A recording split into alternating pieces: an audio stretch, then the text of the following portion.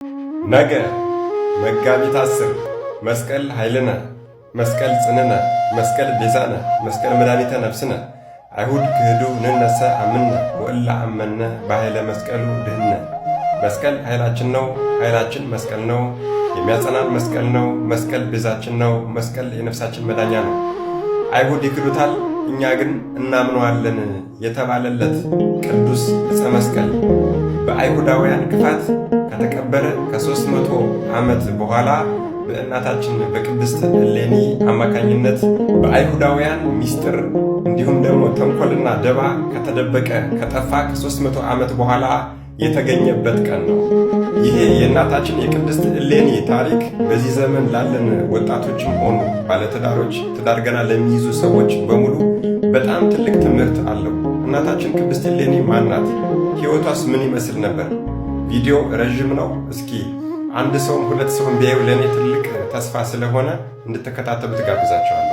ለስም አጠራሩ ክብር ምስጋና ይግባውና መድኃኔዓለም ኢየሱስ ክርስቶስ የተሰቀለበት መስቀል ሙት እያስነሳ፣ ድውይ እየፈወሰ፣ አጋንንት እያወጣ የተለያዩ ገቢረ ተአምራትን ሲሰራ ክፎች አይሁዶች አይተው ሕዝቡ ክርስቲያን እንዳይሆኑ በመፍራት በ34 ዓመተ ምህረት ከኢየሩሳሌም ወጣ ብሎ በሚገኝ ቦታ ቆፍረው ቀበሩት።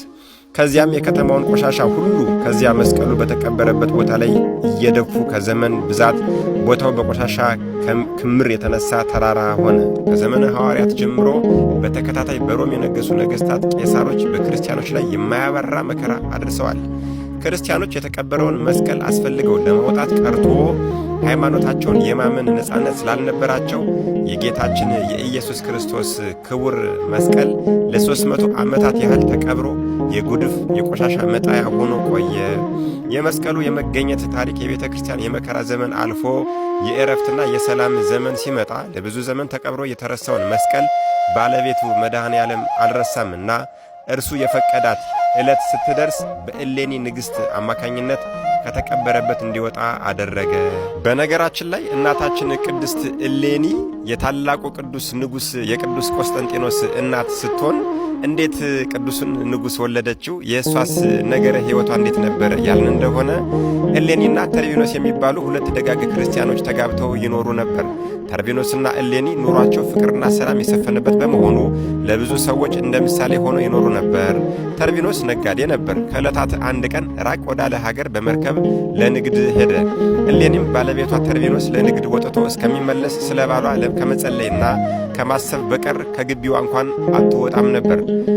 ተርቢኖስ ለንግድ ሄዶ ብዙ ዓመታት ቆይቶ ከጓደኞቹ ጋር ወደ ሀገር ሲመለስም ከነጋዴዎች አንዱ በእግዚአብሔር ፈቃድ ከሽፍታና ከማዕበል ከልዩ ልዩ አደጋ ተርፈን በሰላም ተመልሰን ሚስቶቻችን ሌላ ሳይወዱ ሌላ ሳይለምዱ እናገኛቸው ይሆንን ብሎ ጠየቀ። የእናታችን የቅድስት እሌኒ ባል ተርቢኖስ ግን እንኳን በሰላም አደረሰን እንጂ ሚስቴን በዚህ በፍጹም አልጠራጠራትም ብሎ ሲመልስ፣ ሌላው ጓደኛው ያንተ ሚስት ከማን ትበልጣለችና ነው እንደዚህ እንደምትለው? ከሚስት ጋር ለምዳኝ ለምጃት፣ ወዳኝ ወድጃት ብመጣስ ምን ትቀጣለህ አለው። ተርቢኖስም በሚስቱ በቅድስት እሌኒ ተማምኖ ይህንን ብታደርግ ይህንን ያህል 4 ዓመት የለፋውበትን ሀብት ከነትርፉ ውሰድ፣ አንተም እሷ አሳፍራ ብትመልስህ እንደዚሁ ሀብት ከነትርፉ ለእኔ ይሁን ተባብለው ተወራረዱ።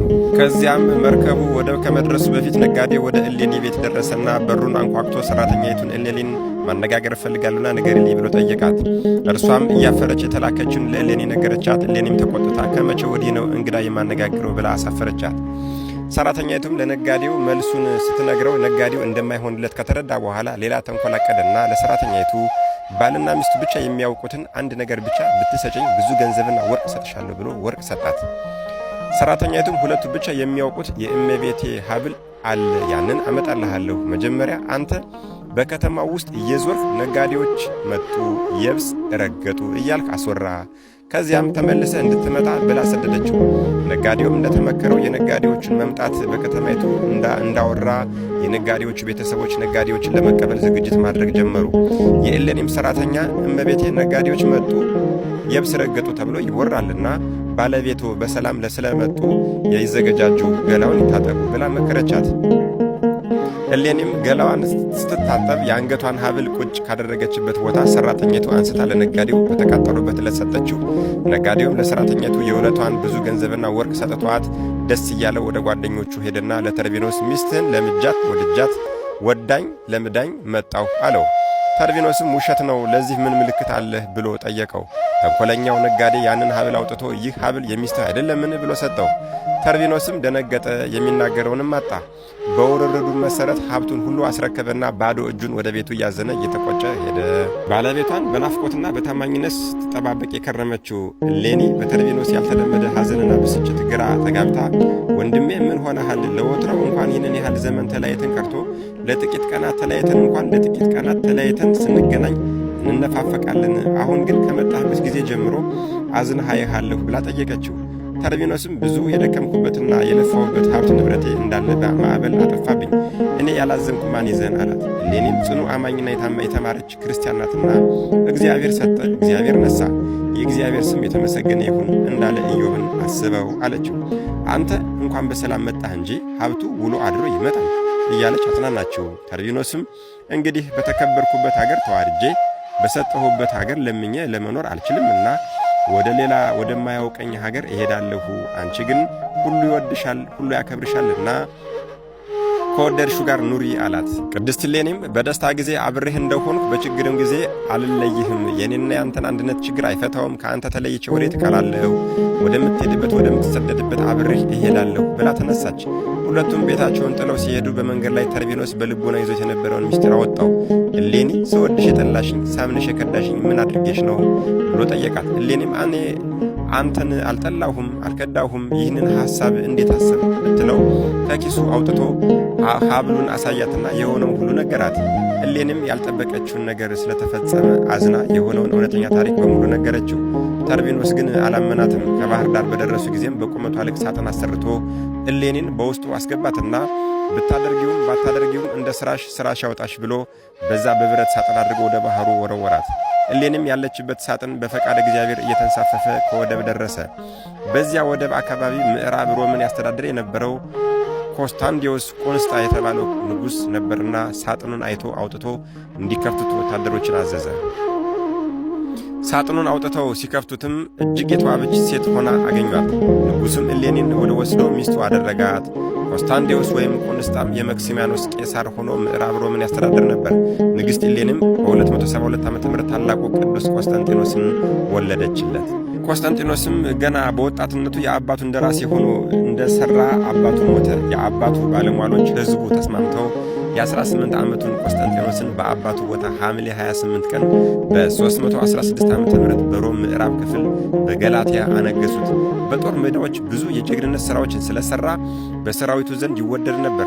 ሊቀ ነቢያት ሙሴን ወላጅ እናቱ ተራ ሠራተኛ መስላ ገብታ በፈርዖን ቤት ሃይማኖትን፣ ባህሉን፣ ታሪኩን በሚገባ እያስተማረች እንዳሳደገችው ሁሉ ንግሥት እሌኒም ልጇን ቆስጠንጢኖስን ከልጅነቱ ጀምሮ ስለ ክርስትና ሃይማኖትና ስለ ክርስቲያኖች መከራ ታስተምረው ስለነበር በክርስቲያኖች ላይ የነበረው አመለካከት በሮም ከነገሱት ቄሳሮች ሁሉ የተሻለ ነበር።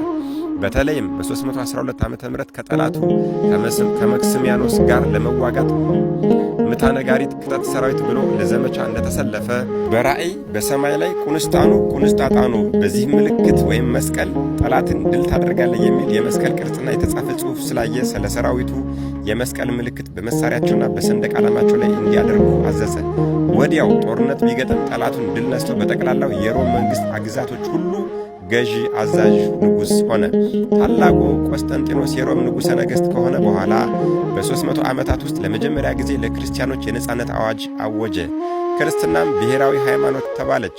ንግሥት እሌኒም በተፈጠረላት አመቺ ሁኔታ በመጠቀም የጌታችን መስቀል ከተቀበረበት ለማውጣት በ327 ዓመተ ምህረት ወደ ኢየሩሳሌም ሄደች። ምክንያቱም ልጇ ሲወለድ ክርስትና ከተነሳልኝና ክርስቲያን ከሆነልኝ ቅዱስ ዕፀ መስቀሉን ፈልጌ አገኛለሁ፣ ቤተ መቅደስንም እሰራለሁ ብላ ተስላ ነበር። ከዚህም በኋላ ቆስጠንጢኖስ አምኖ በ337 ዓመተ ምህረት ተጠመቀ። ቅድስት እሌኒም ወደ ኢየሩሳሌም ሄደች። ከእርሷም ጋር ብዙ ሰራዊት ነበር። እንደደረሰችም ስለ ቅዱስ ዕፀ መስቀል መረመረች። አይሁዳውያንንም አስጨንቃ ያዘቻቸው። ነገር ግን ቦታውን የሚያስረዳት አላገኘችም ነበር። የአይሁድ ወገን እምቢ ቢሉም በኋላ ግን ባደረገችው ጥረት አረጋዊው ኪራኮስ የጎልጎታን ኮረብታ መለከታትና አስቆፍሪው ብሎ ነገራት። ኪራኮስም ዘመኑ ከመርዘሙ ጋር ተያይዞ እውነተኛው ተራራ ይህ ነው ብሎ ማሳየት ባለመቻሉ ከሦስቱ ተራሮች አንዱ ነው ስላላት አይሁድን ተራሮቹን ይቆፍሩ ዘንድ አዘዘቻቸው። የጌታችን ቅዱስ መስቀል በሚያደርጋቸው አስደናቂ ተአምራት የተነሳ ሕዝቡ እያመነ በተቸገሩ ጊዜ ክፉዎች አይሁዳውያን ማንም እንዳያገኘው የኢየሩሳሌም ነዋሪ ሁሉ የቤቱን ቆሻሻና ጥራጊ የከበረ መስቀል ባለበት ቦታ እንዲጥል አዘው ስለነበር ከ250 ዓመት በላይ ጥራጊ ስለጣሉበት ታላቅ ተራራ ሆኖ ነበር።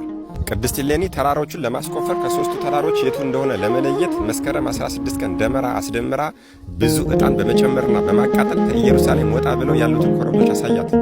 የዕጣኑ ጢስ ወደ ሰማይ በመውጣት በቀጥታ ተመልሶ መስቀሉ ባለበት ተራራ ላይ በማረፍና በመስገድ መስቀሉ ያለበትን ትክክለኛ ስፍራ አመለከታት። ይህም የሆነው መስከረም 17 ቀን ነው። ቅዱስ ያሬድም ሰገደ ጢስ ጢሱ ሰገደ ብሎታል። ከዚያም መስከረም 16 ቀን ቁፋሮ እንዲጀመር አዘዘች። 7 ወር ያህል ከተቆፈረ በኋላ መጋቢት 10 ቀን 3 መስቀሎች በአንድነት ተገኙ።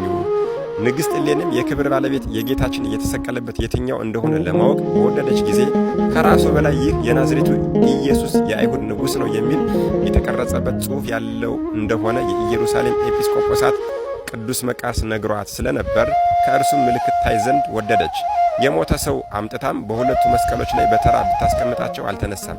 በመጨረሻ ጽሕፈት ባለው በአንዱ መስቀል ላይ ብታስቀምጠው ያን ጊዜ የሞተው ሰው ተነሳ። በዚህም የጌታችንን መስቀል ለየችው። እሌኒም ለጌታችን መስቀል ሰገደችለት። ክርስቲያኖች ሁሉ ሰገዱለት። በሰሙ ጊዜም መብራት አብርተው ደስታቸውን በመግለጥ ለዓለም እንዲታወቅ አደረጉ። ይህም የሆነው በዚች በመጋቢት 10 ቀን ነበር። ቅዱስ ዕፀ መስቀሉ ከተገኘ በኋላ ምን አይነት ሥራ ሠራ፣ ወደ ኢትዮጵያስ በምን አይነት መንገድ ገባ የሚለውን በቀጣዩ ቪዲዮ የምናይ ይሆናል። አሁን ግን እስከ መጨረሻው ቪዲዮውን ማየታችሁን እንዳረጋግጥ ቁንስጣኑ ቁንስጣጣኑ እያላችሁ ጻፉ። አዎ ቁንስጣኑ ቁንስጣጣኑ ድል የምነሳበት አርማዬ ምልክቴ ይህ ነው ማለት ነው። መድኃኔዓለም ኢየሱስ ክርስቶስ ደሙን ባፈሰሰበት ሰይጣንን ድል እንድንነሳበት ምልክት በሰጠን በዕፀ መስቀሉ አጥርነት ይጠብቀን። አሜን። ይቆየን።